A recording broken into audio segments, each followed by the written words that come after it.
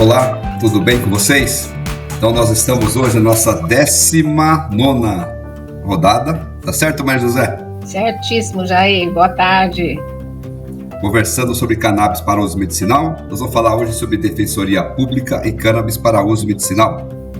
Eu sou o Jair Cali, sou farmacêutico, sou o próprio diretor da minha empresa de consultoria, já trabalhei em indústrias como Behring, Eurofarma, Galderma, sempre aí na área de qualidade, né? E hoje eu sou consultor e de diversos assuntos técnicos, também consultor para questões relacionadas a cannabis, né? Trabalhei no Sindusfarma por 12 anos, dentro da área de assuntos técnicos e inovação.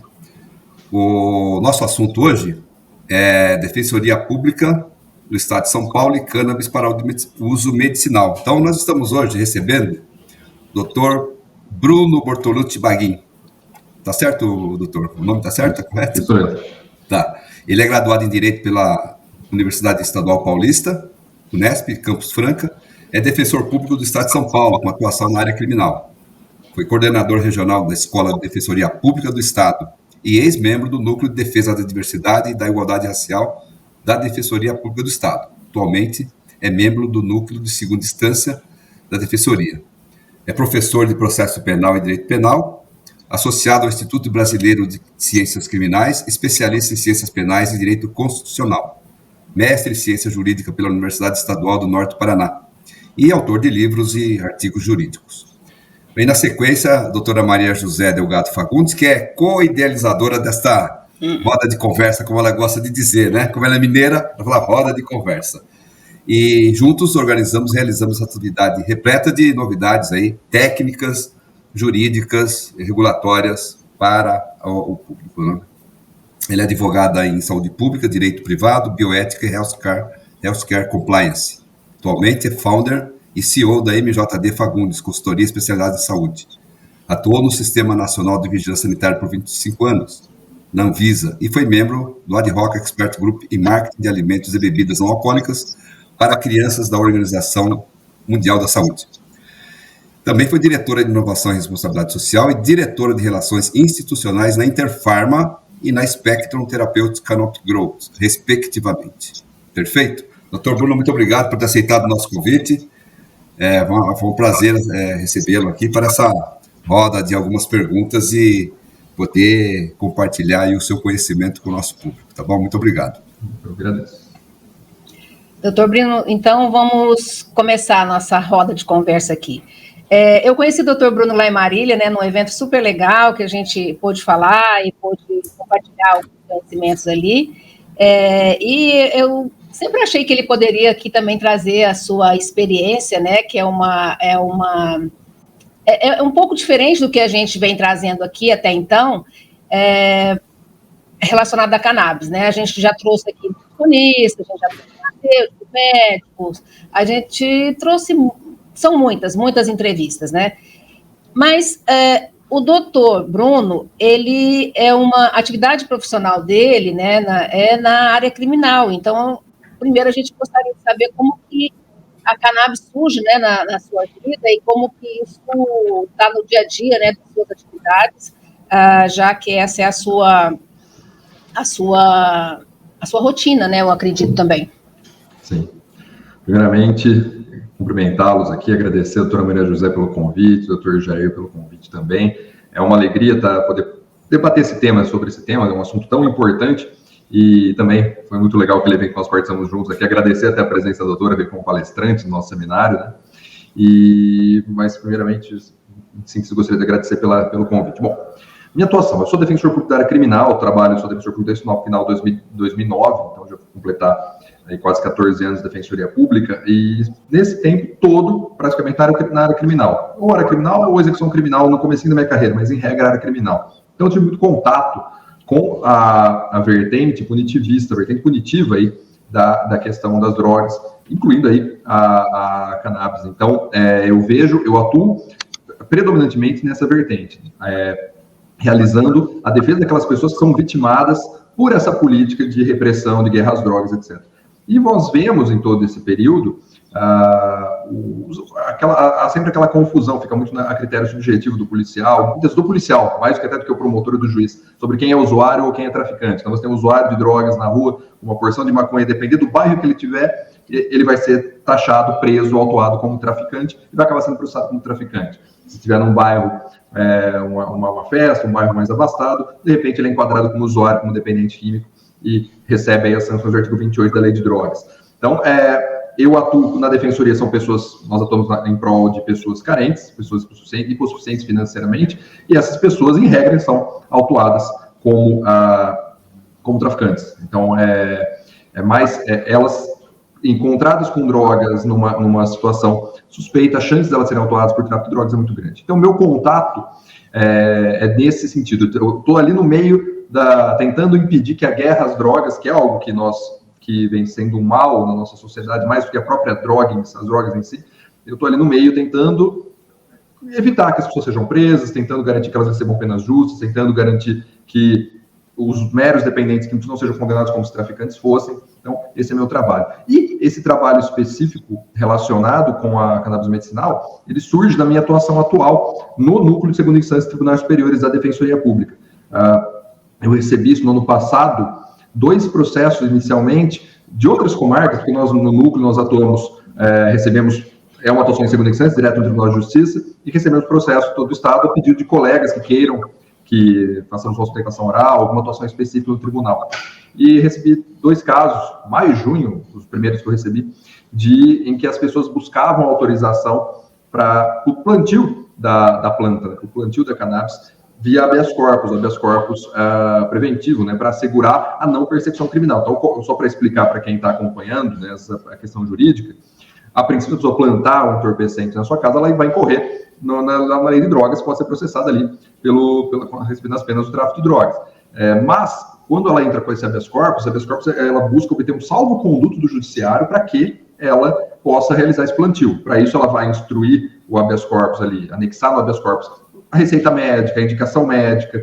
É importante que traga, inclusive, a quantidade que vai precisar plantar, cultivar, porque os juízes eles são muito reticentes quanto a isso. Então, eles são muito resistentes a conceder essas autorizações. Então, eles querem se resguardar, o que parece, quando vão dar uma adesão nesse sentido. Então, foi o primeiro contato. Eu fui me inteirar. Um dos casos, inclusive, era de atuação do Núcleo de Direitos Humanos, da Defensoria, e foi bastante interessante. Mas o que eu notei, uma coisa que eu notei, o judiciário, não só o judiciário, como toda a sociedade, eles misturam um pouco a questão do uso medicinal com o uso recreativo. Então, para você, nos julgamentos que eu participei, para que um deles foi concedida a ordem, concedeu o seu habeas corpus para o plantio, mas todos os embargadores fizeram questão de falar, não, mas ela tem que plantar tantos pés, tal, por tanto tempo, e a polícia vai lá fiscalizar, vai ser feita uma recomendação, se tiver um pouco a mais, ela vai ser autuada por tráfico de drogas, então tem que fazer certo, não é para desvirtuar, a pessoa lá com o filho com um problema de saúde gravíssimo e o desembargador dando essa lição para conceder o pedido. Mas nessa linha de argumentação, nós percebemos ainda esse preconceito, esse receio que existe. Há sempre esse porém. Mas o que você ouvi falar de um caso que a pessoa plantou e está usando, plantou e está vendendo. Porque imagine se a pessoa estiver plantando, esse argumento foi nesse sentido, exatamente nesse sentido. A pessoa vai plantar, mas ela pode ser usada por um traficante, que ela tem autorização, então tem que ter muito cautela com isso. Então, são situações mas tudo isso indica, isso é o mundo real, é a prática real do judiciário. Então, nós temos que, sabendo disso, guiar a nossa forma de atuação. Em que sentido? Deixar muito claro, hoje, que nesses casos, nós estamos discutindo a questão do uso medicinal. Não estamos discutindo uso recreativo, liberação, isso é um outro processo, por exemplo, o processo está tramitando, até a gente pode falar depois sobre ele no STF, né, a questão do artigo 28 da Lei de Drogas, mas eu tenho percebido isso estrategicamente, é muito importante frisar no processo que nós estamos discutindo uso medicinal. Não misturar com discussões sobre uso recreativo, não, uso medicinal. Então, acho que... Mas esse é meu contato inicial, porque na minha prática diária aqui na Defensoria, primeiro grau, eu não tinha tido contato, não tinha chegado até a mim, até porque eu sei de pessoas que entraram na Justiça Federal para obter a importação, né? Mas para plantio, eu fui ter esse contato no núcleo de segunda instância. Certo. Então, acho que do ponto de vista do que a gente pensou para a segunda pergunta, acho que você já deu uma arrematada entre uma e outra, né? Agora, tem uma coisa interessante que também eu, nessa leitura aí do seu perfil pela internet, eu li sobre um projeto piloto da Defensoria Pública do Estado de São Paulo, do qual você assumiu a coordenação, né, de uma sessão para atuação direta com os tribunais. Você já contou um pouquinho dela aí, né, mas conta um pouco mais, assim, para a gente sobre essa novidade, né? São Paulo, como sempre, ele inicia muitas coisas interessantes e traz, assim, modelos também que são sustentáveis, inclusive para o país todo, né? Esse projeto, ele por exemplo, hoje na Defensoria de São Paulo, cada defensor, cada defensora cuida do seu processo até ele está cuidando da primeira instância dos processos, ele recorre, ele vai para Brasília, ele cuida do processo todo. Então, temos, por exemplo, no Ministério Público, tem os procuradores de justiça que atuam no Tribunal de Justiça e eles que eventualmente conduzem, levam os processos de recurso especial extraordinário para o STF e STJ. Em São Paulo, cada defensor cuida da sua defensoria do começo ao fim.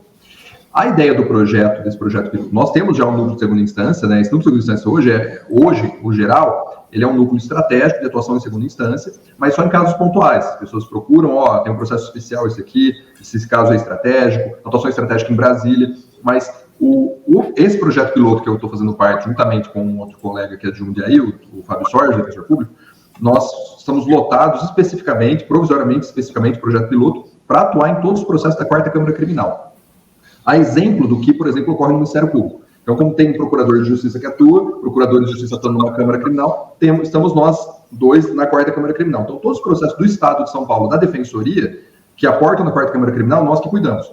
Nós não estamos em primeira instância, mas a ideia com essa atuação específica numa Câmara Criminal, 2 defensores só para isso, fazer uma atuação mais estratégica, seja na Câmara, seja levando os processos para Brasília, para tentar identificar um modelo de uma atuação posterior da Defensoria nesse sentido, uma expansão da Defensoria para atuação especializada nas câmaras e mudando o modelo de atuação. Então, é um projeto piloto, por 6 meses, talvez prorrogável por mais um tempo depois, para testar a viabilidade do projeto, a quantidade de processos, é bastante processo, porque são todos os processos criminais da 4ª, são 16 câmaras criminais, uma Câmara Criminal, todos os processos da Defensoria do Estado todo, eu e outro defensor estamos cuidando dele sozinho. É bastante processo. Então, essa é a ideia, tentar especializar o trabalho e testar um modelo de expansão da Defensoria e de atuação em segunda instância. Entendi. É bastante interessante, né? Acho que isso, de repente, pode ser vamos ver os resultados, mas pode ser também uma atividade aí que vai dar bastante resultado para quem espera também, né, do judiciário, o que não encontrou, eu acredito, em outros espaços, né? Jair, acho que agora é você. Passar para o bloco 2 aqui, doutor, sobre legislação e regulamentação. Tem algum movimento na Defensoria Pública de São Paulo para poder ampliar o acesso dos pacientes a tratamento? Seja questão da assistência médica e também da assistência farmacêutica, que está se discutindo com normas aí, leis que estão sendo publicadas nos estados, né? Para cannabis de uso medicinal? Sim. O que eu sei por exemplo, é um movimento, nós temos, no Núcleo de Direitos Humanos está acompanhando já isso, eu não identifiquei nada assim, imagino que eles tenham, não consegui, essa informação não obtive, tentei conversar com os colegas hoje, eu não obtive essa informação, mas normalmente eles instauram um procedimento administrativo para acompanhar esse tipo de demanda, tanto que um dos processos que eu atuei no passado era do Núcleo de Direitos Humanos patrocinando uma pessoa. Então, por outro lado, a Defensoria Pública, mas o que acontece é muito pulverizado, nós temos defensores em cada comarca atuando, ao mesmo tempo que nós temos, por exemplo, atuação criminal, como essa que eu fiz atuando no habeas corpus, temos os colegas que eventualmente vão ingressar uma ação, com as ações para obter a medicação junto ao SUS. Tá. É um caminho também, porque uma coisa que ficou muito clara nos eventos que eu participei, até esse evento que a doutora Maria José compareceu aqui em Marília, é que o plantio é muito complexo também, né? A pessoa, o cultivo, todo o cuidado que a pessoa tem que ter, tem que ser quase tem que ter conhecimento profissional, de botânica, de agronomia, praticamente. Eu observando, eu falei, nossa, então, embora essa solução seja uma solução mais barata para os cofres públicos, vamos pensar assim, porque não teria esse custo, hoje o remédio, a medicação é cara, né? Você tem essa dificuldade da pessoa. Daí surge a questão também excepcional das associações, excelente solução para fornecer o óleo para as pessoas, né? Mas o que eu tenho percebido é isso. Então, a nossa vertente de atuação acaba sendo na autorização para o plantio via habeas corpus, para evitar que a pessoa seja processada e presa por ter a planta na sua casa, ou na busca da medicação, processando a fazenda pública para forçar a fornecer medicamento. E eu sei que tem as atuações também das associações na Justiça Federal, para obtenções de autorizações mais amplas, para ações envolvendo diretamente a Anvisa, né, porque perante a Justiça Federal, pode dar alçada à Defensoria do Estado, mas imagino que dentro da Defensoria da União possa ter defensores trabalhando também com isso. Mas é um tema que, e agora até com a nova essa legislação que houve, até a gente pode falar sobre isso depois, é um tema que a Defensoria vai enfrentar e vai crescer a demanda, né, que as pessoas estão cada vez mais descobrindo a importância, né, e a eficácia dessa medicação, né? A lei, Jair, complementando aqui a sua questão, Jair, a lei do Estado de São Paulo para cannabis no SUS, né, que é do deputado Caio França, já está instituída, né, no Estado, e agora estão trabalhando um grupo de trabalho que tem uma representação bastante interessante. Na minha análise, faltou ali o setor produtivo, porque no fim do dia é ele que traz, né, também como que esse setor se movimenta, se organiza, né? Porque se a maioria dos produtos que a gente tem de cannabis são importados, né, são prazos diferenciados, não é uma produção nacional, então, ali na minha análise faltou isso. Entretanto, eles estão discutindo como será a política, né, no Estado de São Paulo, para que esse paciente aí possa ter acesso de maneira permanente, né, e também sem interrupção, e já programado dentro do orçamento, né, da saúde, porque a judicialização, no fim do dia também, a gente sabe que é uma forma, ela é um mecanismo democrático de acesso, mas ela não é a melhor opção, ela não pode ser uma política, né, a política não pode ser via a judicialização, tem que ser uma política de Estado, né, uma política do nacional, na verdade, que nós não temos nem a política ainda de cannabis no Ministério da Saúde, que eu acho que essa é uma arguição importante também, que tem que ser feita, né, porque aí o país define, né, como vai ser isso, o orçamento para isso, os recursos, e toda a estrutura organizacional do sistema de saúde para esses pacientes, né? Então, eu acho que aumenta as garantias, né, sociais aí que a gente tem. Aproveitando o que você falou, Maria José, da lei do Estado de São Paulo, né, que vai permitir aí que o Estado forneça, né, o SUS, queria saber do doutor se ele acha que esse movimento pode fortalecer esses processos todos que estão lá no Legislativo, no Congresso, não só de São Paulo, né, tem o de Goiás também, tem o Piauí, tem, se não me engano, Sergipe, né, leis estaduais, então, acho que isso pode fortalecer ou pode acelerar o processo lá, né, ou pode, como aquela questão, se o Estado não está agindo de um lado, as pessoas estão fazendo força de um outro lado e vai acabar se regularizando de uma forma ou de outra. Então, você acha que isso vai fortalecer lá, dar mais gás lá para o Congresso?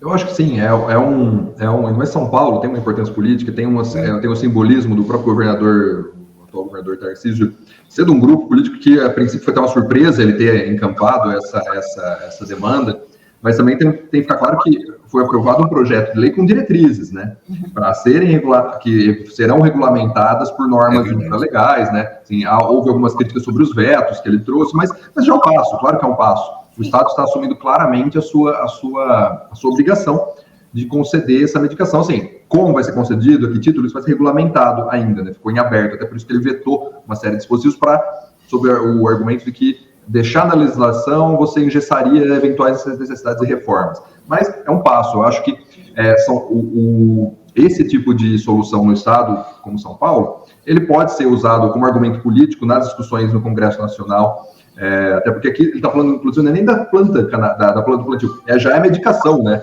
Então é algo jamais, até nesse contexto que a gente discutiu, o contexto político de uso recreativo ou não, a gente está falando da própria medicação, né? Então, acho que facilita essa discussão. E é importante que haja essa política estatal de aquisição e fornecimento dessa medicação pelo altíssimo custo dessa medicação. Porque a judicialização realmente é um problema, porque quando você judicializa, você vai ter uma cidade pequena, por exemplo, você judicializa contra o município e contra o Estado junto.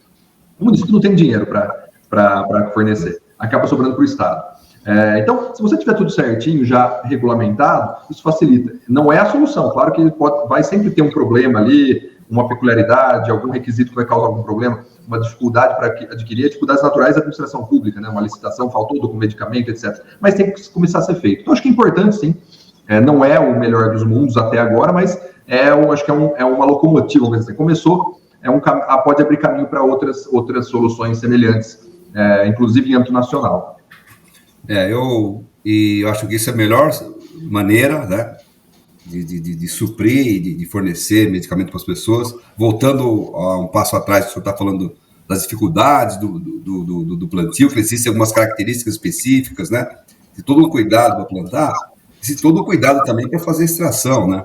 Então, eu como farmacêutico, já há alguns anos aí, da área técnica, eu vejo como muito preocupante essa questão de pessoas que não têm muito conhecimento fazer essa extração e vai saber o que é CBD, se é THC, qual a concentração. Então, é muito preocupante em questão de saúde pública. Então, acho que questão do Estado poder fornecer seria o melhor dos mundos mesmo, né? Já fornecer o medicamento correto e tal, né? É só um comentário, né? Só um comentário em cima disso. Mas, José, você pode passar para o outro bloco, né? Tem uma questão aqui que eu acho importante, porque eu acho que é da área de atuação mesmo do Dr. Bruno. A gente sabe que, de vez em quando, há uns movimentos, né, da própria estrutura do judiciário, e uma recente trouxe um pouco de... Eu não entendi se foi uma confusão de interpretação, né? Mas é o caso da suspensão de decisões no que se refere a cultivo. E, assim, na minha análise, pior ainda, né? Teve decisões já concedidas que estavam sendo revistas. Então, assim, a gente sabe que aí a gente tem um problema importante, né, de proteção constitucional desse indivíduo, proteção da vida, porque estavam todos ali ou em processo ou já com as decisões concedidas para o plantio e, de repente, isso muda, traz uma... Primeiro, assim, eu acho que o paciente ele já tem uma carga muito pesada de enfrentar as condições de saúde que são vulneráveis. Ele tem que enfrentar condições também que o impõem num quadro de interpretação legal ou numa dificuldade de ficar inferindo isso ou aquilo. Isso dá um desequilíbrio, né? E dá talvez a doença de base vá ser agravada por uma doença que nem precisaria existir, por exemplo, uma angústia, um temor em relação à garantia daquilo que o estabilizou, né? Que o deixou ali, de novo, em condições de ter qualidade de vida. E aí, o senhor teve alguma decisão, o senhor acompanhou alguma coisa nesse sentido?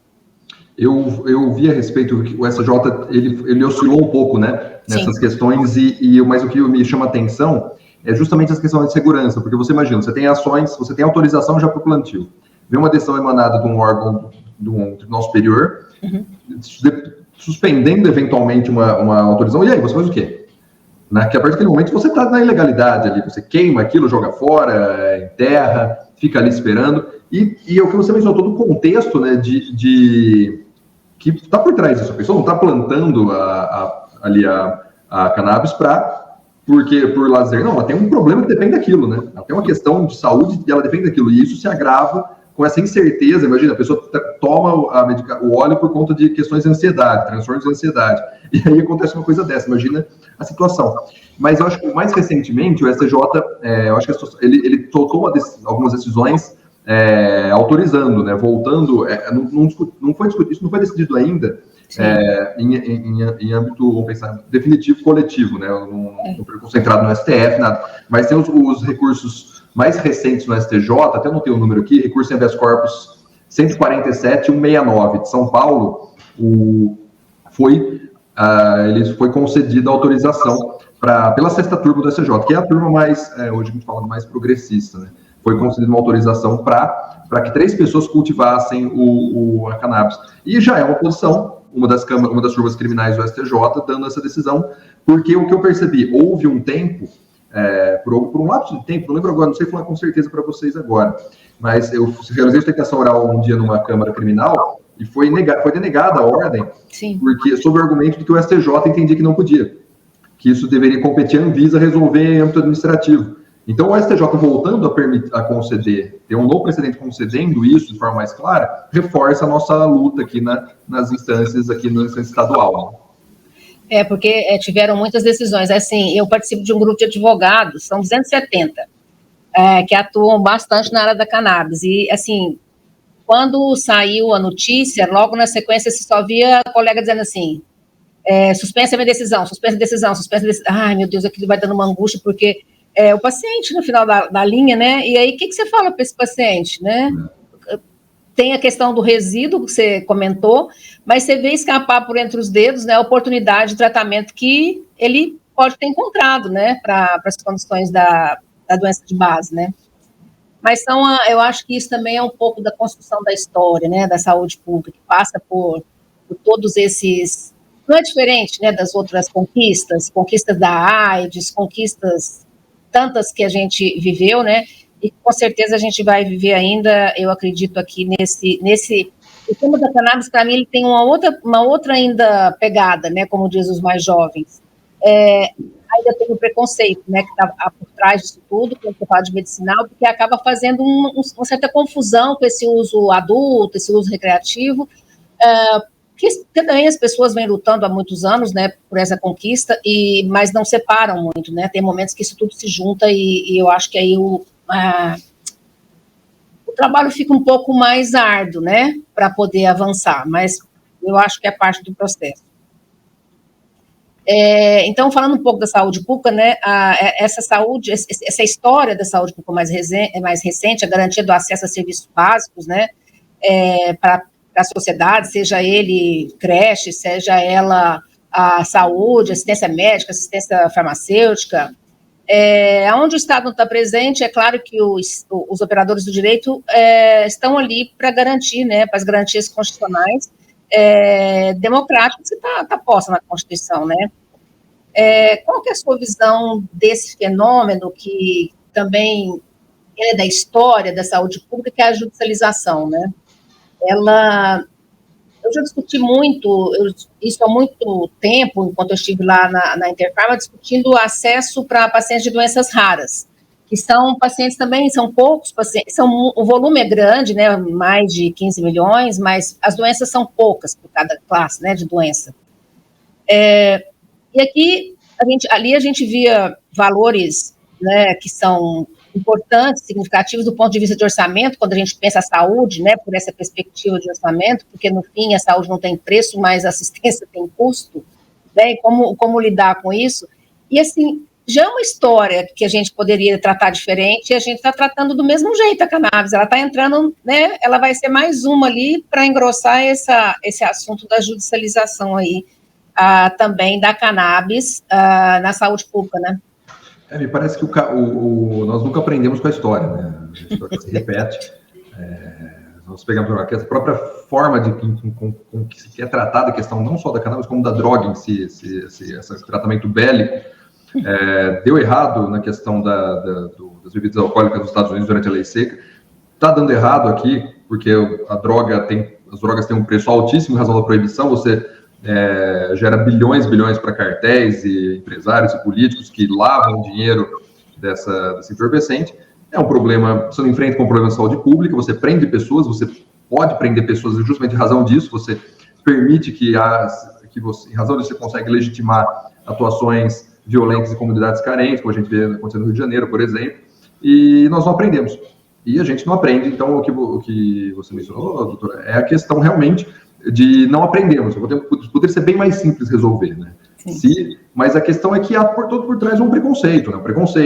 Um receio, um discurso ideológico de que se você chegar a discutir isso abertamente num plenário do Congresso Nacional, um senador, um deputado com uma base eleitoral eventualmente muito mais conservadora, ele vai falar contra, mas porque a droga é a porta de entrada para os outros crimes, porque o tio do fulano fez isso e agora está vendendo, é o uso, é o crime organizado. Eles vão criar toda sorte de argumentos. Então, a gente, infelizmente, não aprendemos. Mas eu acho que a gente está caminhando até a judicialização, ela não é o ideal. Não é o ideal, mas ela, nesse contexto recente de judicialização de tudo, né, nós temos um movimento recente dentro do neoconstitucionalismo, né, desse maior protagonismo judiciário, especialmente na implementação de políticas públicas, que vem, eu vejo vejo com cautela isso. Na Defensoria nós judicializamos muito a questão para a implementação de políticas públicas, mas eu acho que Mas eu entendo que é preciso uma cautela, mas quando é necessário, quando há uma omissão, como é flagrante essa omissão em regulamentar e há uma medicação, uma substância que é favorável, que traz dignidade, aí tem um valor maior que a dignidade humana, que é um dos vetores da nossa Constituição, eu acho que sim, é válido.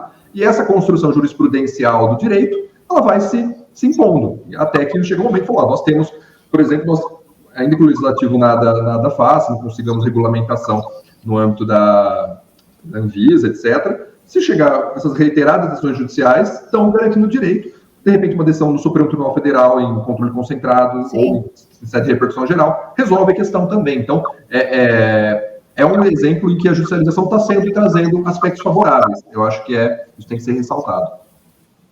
A Defensoria tem discutido, faz parte de discussões desses grupos do impacto da judicialização, alternativas, porque o CNJ, né, fez um convênio lá com o Ministério da Saúde, organizou um pouco o Natjus, né, para padronizar, não é padronizar, acho que é para encontrar ferramentas que pudesse também auxiliar as decisões, inclusive com pareceres científicos, para que esse magistrado ficasse mais confortável em relação a conhecer a doença a qual estava ali, né, solicitando o acesso àquele tratamento.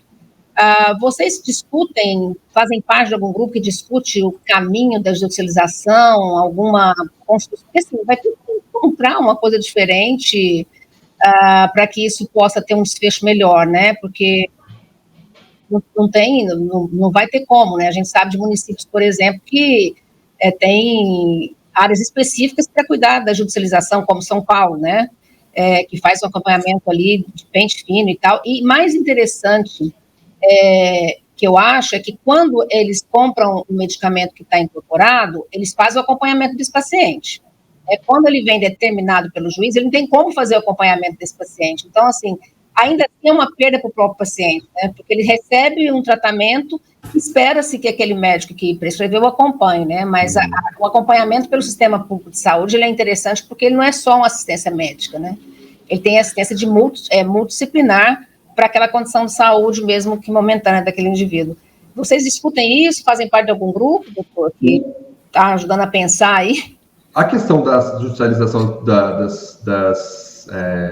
saúde, no volta e meia nós somos convidados para discutir isso nas nossas comarcas mesmo. Eu fui chamado para uma aqui para falar, eu ingenuamente fui e falei, nossa, vou lá falar sobre isso com os gestores da saúde, né? Eu percebi que era uma armadilha, porque nós judicializávamos, né? Eles quiseram colocar na parede, mas com razão, cada um tem seu lado. Ele falou, nós temos uma verba, nós temos um processo, temos um empenho para comprar tal medicação, vem uma decisão, tem que ser uma correria para cumprir. Então, a judicialização ela é útil, mas ela evidencia que alguma coisa está errada também. Você está judicializando porque não está funcionando. Então, nós precisamos... E a Defensoria Pública, as defensorias elas atuam em conjunto, por exemplo. Nós temos tem o CONDEG, que é o Conselho Nacional dos Defensores Gerais, então a reunião dos Defensores Públicos Gerais, que acompanha essas questões em Brasília. Nós temos especificamente um grupo também, que é o GAETS, que é um grupo de atuação das defensorias nos tribunais superiores, que acompanham as demandas em Brasília também. Então, imagino essas questões, possivelmente, assim, não vou afirmar com certeza quais grupos estão atuando, mas passa pela defensoria. E, além disso, os núcleos de direitos humanos, porque é de interesse, porque nós estamos atuando pela maior parte das pessoas que precisam dessa medicação. Sim. Geralmente quem nos procura são pessoas carentes, as pessoas não têm como arcar com isso, né? Sim. Verdade. Eu já até li a respeito que os juízes estão questionando, né, também. Porque você tem uma sacola com uma quantidade de dinheiro e ele vai para a saúde pública. Aí, quando começa algumas pessoas tirarem dinheiro dessa parte, dessa sacola, começa a esvaziar o que vai para a maioria da população. Então, por isso que a Maria José, que você comentou aí, né, Maria José? Eu vi também que o pessoal está discutindo também a questão de tecnologia, né? Não só tratamento, para ver se aquilo se encaixa e se realmente é o melhor tratamento para aquelas pessoas, porque o dinheiro é um só, né? Então, é bem delicado, né? É uma situação bem... Chega a ser ética também, né? A discussão, né? Bem crítica. Doutora, eu falei interrompi, desculpa, doutora. Não, porque essa é assim, a AIDS, para mim, ele é o melhor modelo, né? As doenças raras, algumas doenças raras também, conseguiram, com o volume de dinheiro gasto na justificação, conseguiram a incorporação, porque ficava mais barato, né? No fim do dia era isso que aconteceu, mas de alguma forma foi bom para esses pacientes, porque eles tiveram a garantia da continuidade dos tratamentos, porque essas duas condições ninguém pode interromper tratamento. Eu imagino também que tem uso de cannabis, é a mesma coisa que a gente está falando aqui. O que acontece é que já foi 2 tentativas para o Ministério da Saúde de incorporação, tá certo que era num outro momento político, e isso não foi incorporado, né? Porque eu acho que passa pelo preconceito daqueles representantes que estão ali também. E aí, o preconceito a gente não tem muito argumento, né? De a saúde do indivíduo, de ser mais barato e de ser uma assistência que vai atender a necessidade. Mas eu acho que o assunto, estando na agenda, né, do governo, estando na agenda das representações desse Estado, eu acho que é um bom passo para a gente, né, ir mencionando e tentando encontrar alternativas até que a gente possa efetivamente ter melhores resultados. Mas, José, eu acho que a gente... Não, desculpa, estou interrompendo o doutor, não? Não. Tá. Então nós passamos para o final, né, Maria José? O bloco final, é isso? Isso aí. Tá. Dá uma dorzinha quando vai acabando aqui, viu, doutor? Eu sei que sou ocupado, mas eu gosto da conversa, viu? Passou rápido, né? Passou rápido. É bastante tempo. Passou rápido, né? E é um assunto bem interessante, né? Só, assim, fechando o que a Maria José falou, então eu vejo assim, plantar aqui no Brasil, fazer extração aqui e vender aqui, atende todo mundo e sai muito mais barato, ponto, né? Acho que essa que todos nós estamos buscando, na verdade, né? Bom, passando então para o nosso encerramento, doutor, na sua visão, quais as perspectivas para o paciente e a garantia, né, da proteção da saúde, que está lá na Constituição, considerando o enfrentamento, esse preconceito social para aqueles que buscam aí, né, nós discutimos aqui, que precisam da cannabis de uso medicinal aqui no país? Eu acho que esse é o maior desafio, né? Até está em discussão, por exemplo, agora, nós até cheguei a mencionar, não passa isso, a discussão sobre a criminalização ou não, a descriminalização do uso, né, do entorpecente, no artigo 28 da Lei de Drogas. A Lei de Drogas, ela é um fruto dessa guerra às drogas, apesar dela supostamente ter reduzido a pena do traficante primário, tem o parágrafo 4º do artigo 33, na prática, depois da Lei de Drogas, explodiu a população carcerária com crimes relacionados aos entorpecentes. E está em discussão justamente no STF se é constitucional ou não você criminalizar uma pessoa pelo uso daquela droga, pela posse da droga, não pelo tráfico. E acho que isso, ali você já encontra também alguns reflexos, né, nas notícias. Esse julgamento está há década, mais de 10 anos tramitando parado, mas retomou agora recentemente. Mas você encontra ali um resumo do que a gente vê de preconceito em relação à questão da droga. Uma coisa que é interessante no caso Supremo é que dos 3 votos que nós temos até agora, o voto do ministro Gilmar Mendes, ele reconhece como inconstitucional. Por quê?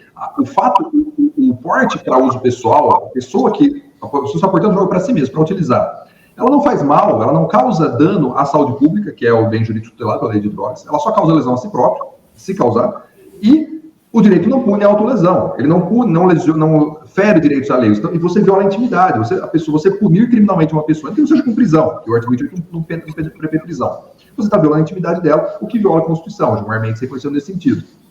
Mas aí houve os outros 2 votos foram no sentido de reconhecer como inconstitucionais também o crime, desde que se trate de maconha. Porque nesse caso específico que chegou, o acusado estava com maconha. Só que aí tem uma discussão que eu acho que o STF pode ser equivocado, porque o que se discute a posse de qualquer entorpecente para consumo é problema só seu, vamos pensar assim, é sua intimidade.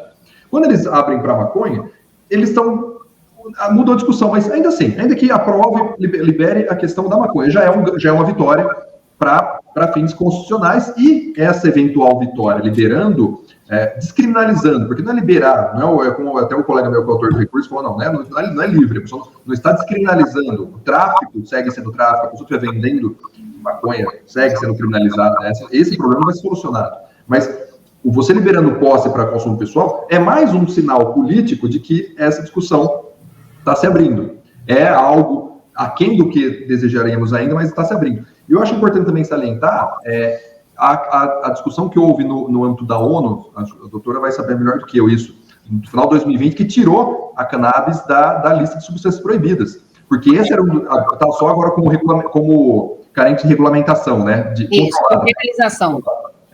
Então, isso é importante, porque toda a nossa lei de drogas, toda a nossa política antidrogas é pautada na guerra às drogas, foi comprada pela ONU, as convenções relativas a drogas. Agora, se a própria ONU tira a cannabis como substância proibida, não há mais fundamento para que a gente siga. Se a gente está seguindo a política da ONU, não há por que seguir com a proibição. Você pode regulamentar, controlar, isso é importante. Como você controla cigarro, como controla a venda de bebida, mas eu acho que é um caminho. Então, temos que enfrentar essa questão, mas o debate tem que ser colocado, e o debate está colocado. Eu acho que o caminho principal é frisar, no meu entendimento, por conhecer os tribunais de dentro, frisar que o que está discutindo principalmente é o uso medicinal. O uso recreativo é outra questão que está sendo discutida em outro processo, porque são pautas que acabam se atrapalhando. A discussão dos recreativos joga todo o preconceito em cima do uso medicinal. A gente não pode deixar isso trabalhar, porque aqui tem coisa muito mais importante, né? A questão medicinal. Então, esse é o caminho. Legal. Bacana. Doutor Bruno, então acho que agora a gente já estamos aqui acabando mesmo, e eu queria que você pudesse deixar aí alguma mensagem para a turma, né, que usa o produto medicinal, né, os esforços e tudo que, assim, o tema da cannabis medicinal não para, né? O que a gente tem que ter muito cuidado, eu imagino, é que essa discussão mesmo que você acabou de mencionar, essa coisa quando você traz o uso adulto e, pior, se vale de benefícios para o uso medicinal para ter acesso e fazer uso adulto. E isso eu acho que era importante falar sobre isso para a gente poder deixar também aí acho que é um alerta, né, para as oportunidades do medicinal serem só utilizadas para medicinal, e no momento oportuno a questão do uso adulto também, eu acredito que o país deve encaminhar. Não, isso, perfeito, doutora. A questão é muito difícil, os juízes têm concedido, mas eles concedem com receio, porque eles determinam que vai ter fiscalização da polícia, etc. Então, a pessoa tem que ter a consciência que se ela está com essa autorização, que se restringe aquilo. E até duvido que ela não vá se restringir só aquilo, né? Foi o que a gente mencionou no início. A pessoa está numa situação de tamanha dificuldade, às vezes, ela não vai ter cabeça para, vou usar isso aqui, não. É para o filho, é para o irmão, é para o pai, é para o marido, é para ela mesma. Mas eu acho fundamental isso. Primeiro, o que é prioridade é essa discussão dos medicinal. Não pode se confundir. Está sendo discutido paralelamente a questão do uso, nem da liberação, porque é o que eu falei, está sendo discutido se é crime ou não, o uso de entorpecente. Imagino que o STF vai decidir que não é crime, mas a liberação da cannabis, passando, por exemplo, a liberação geral dela, isso não está em discussão. Isso não está em discussão. Então, o que a gente tem que restringir aqui, o que delimita ainda mais a nossa luta, a luta pela discussão da liberação para uso medicinal. E eu acho que a implementação de uma política pública de subsídio, contratação e compra, por exemplo, da própria medicação, até mesmo com quebra de patente, como o Brasil já fez na questão da AIDS, eu não sou, doutora sabe melhor do que eu isso, mas eu acho que é uma coisa para se pensar também, para viabilizar, para que as pessoas possam ter acesso já à medicação, para não ter o trabalho de, além de tudo, ter que plantar e fazer. Exato. Mas acho que o debate está posto, o debate é importante. Mas eu acho assim, a gente tem que priorizar isso, a questão medicinal. Outras discussões são importantes, são válidas, tem amparo constitucional, mas primordial aqui para a gente não perder essa força, que essa pauta é a pauta prioritária. Beleza. Terminamos, né? Acho que sim. Eu sempre chamo aqui, né? Agradeço, claro, demais, doutor Bruno, seu tempo, que eu sei que é pouco, a sua disponibilidade, né, para vir aqui fazer essa conversa com a gente. Eu acho que ela vai ser muito rica de informação também, de uma maneira mais ampla aqui, né, porque a gente andou por outros caminhos, não ficamos ali só no medicinal, claro, atenção para o medicinal, mas eu achei interessante essa nossa conversa aqui. E eu sempre chamo para as rodas de conversa, fique atento às nossas rodas, que vem aí uma turma bem legal esse ano. A gente tem um planejamento para esse ano, já estamos em junho quase, né, gente do céu. Mas já tem umas coisas boas gravadas e temos também aí uma turma boa para gravar aqui, umas novidades, né, para você que nos segue, para vocês que estão atentos ao nosso trabalho, de capilarização da informação sobre a cannabis de uso medicinal. Eu agradeço a atenção de vocês, atenção à disposição do Dr. Bruno, o Jair sempre aí, né, também aqui fazendo a coordenação tecnológica, e claro, né, nós dois discutindo sempre a melhor pauta, as melhores perguntas, o melhor roteiro, alinhando tudo com quem vem fazer essa conversa com a gente. Muito legal, doutor Bruno. Obrigado, viu? Prazer em conhecê-lo. Foi ótimo, esclarecedor. Já deu para tirar um pouco aqui. Eu sou um cara já mais antigo que o senhor, mais antigo que a Maria José, e eu fui aos poucos quebrando alguns preconceitos. Aprendi na faculdade algumas coisas sobre a maconha, então eu trago isso lá dentro, mas hoje serviu para quebrar alguns preconceitos que eu tinha aí sobre a questão do uso recreativo e também a questão do uso medicinal, que eu defendo amplamente, né? Inclusive, eu sou favorável que se plante, que se use o cânhamo, que se use as fibras para cosméticos. Eu sou favorável a tudo isso dentro de uma regra sanitária, legal e tal, tudo bonitinho, né? Mas muito obrigado, viu? Muito obrigado pela sua participação. Maria José, obrigado, viu? Imagina, Jair, uma alegria sempre estar aqui com você e com os nossos convidados. Legal. Uma boa tarde aí, todo mundo. Obrigado. Muito obrigado. Até a próxima. Até a próxima.